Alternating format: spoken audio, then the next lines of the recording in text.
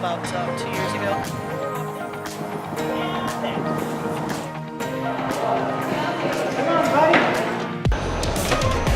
And this one, you can just slide up and down. Wow.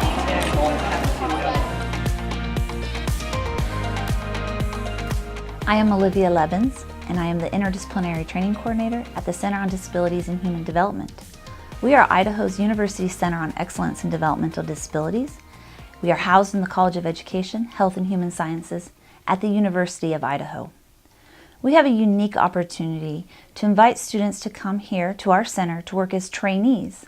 They work along with our 11 projects with our staff and faculty. I want other students to understand that nobody here is going to put too many responsibilities on you that you're not capable of. It's like the best job for just like balancing being a student and wanting to make an impact in your community, and also learning skills that you can't really learn in a classroom. A commitment from a student is twofold. They participate in what's called an interdisciplinary training program. This requires 20 hours of interdisciplinary professional development for the student. It could be attending group trainings that's provided every semester. It could be attending the Self-Advocate Leadership Network meetings or film festival.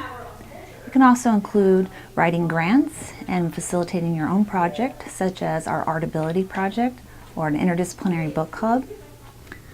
Students, in addition to being part of this interdisciplinary training program, also work at our center with our projects. We have 11 projects that serve Idahoans across the state. Hello. This is one of my favorite things to do. I just want to say that. Good. This is Christine Pisani.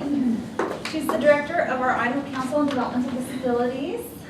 Because we have wonderful collaboration throughout the state, and we work with many different agencies and systems that serve individuals with developmental disabilities and their families, we are able to go to Boise, take the students or trainees to Boise to talk with not just those agencies such as the Idaho Council on Developmental Disabilities, Disability Rights Idaho, but also we are able to have them talk to psychologists that are housed in Boise, neurobehavioral specialists. We have the ability. The trip that we took to visit different professionals in their career settings really helped me learn about my field of psychology in just like a more profound way, because it's all applied. And the one that really impacted like my decision to get my master's and apply for a master's program was when we went and talked to neurobehavioral health, and being able to sit in and ask a psychologist with a PhD questions and feeling comfortable and capable and competent in like what he was responding with made me encouraged to continue the process of further education. Can we go in that one? We're going to go into Whitehall. We talk extensively about the history of disabilities and how much of a social change has taken place over the course of 70 years with disabilities. We've taken out the institutions for the most part. There was the big deinstitutionalization movement, so it's important to take the students to Boise to see what was once Idaho's largest state institution for developmental disabilities, and now is a smaller, more of a treatment center, a short-term solution for people with disabilities. This is the ascender, so it's got a little spring-loaded can here. So you press your thumb down to lock it in. Now, when you're coming back down, you'll need to unlock it. One of the goals for our trainees is to develop leadership skills.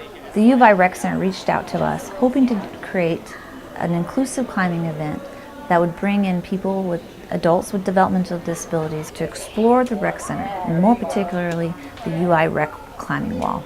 The purpose of the event was to have an inclusive environment that was safe and inviting for children and adults and people with disabilities to feel included in that, to try climbing if they'd never climbed before, especially if they had been in a wheelchair or had a disability that physically made them not be able to climb before. And so we purchased assistive technology that the person that had a disability, like in a wheelchair for example, they could use their arms to pull themselves up on the rocks, or there was a specific harness that required them to pull up on. And I think the purpose of this event was to just create inclusivity in our community.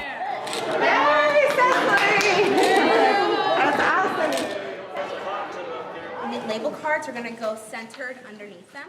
One thing that our staff here at the center does really well is writing grants. To be able to coach a student through that process is an amazing experience, such as the Art Ability Project. The student that takes the lead of that project writes 1, 2, possibly 3 grants a year to find the funding to afford the project. For a student to write a grant and to be awarded that grant is quite a unique accomplishment to add to their resume or application for graduate school.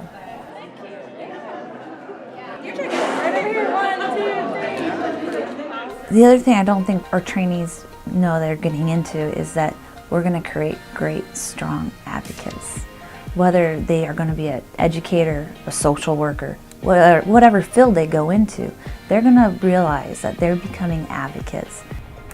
I think the biggest takeaway from working here and doing an internship here is just to get involved in your community, to stand up for people that need their voice to be heard, to participate in things that push you out of your comfort zone. I think it's just about creating inclusivity.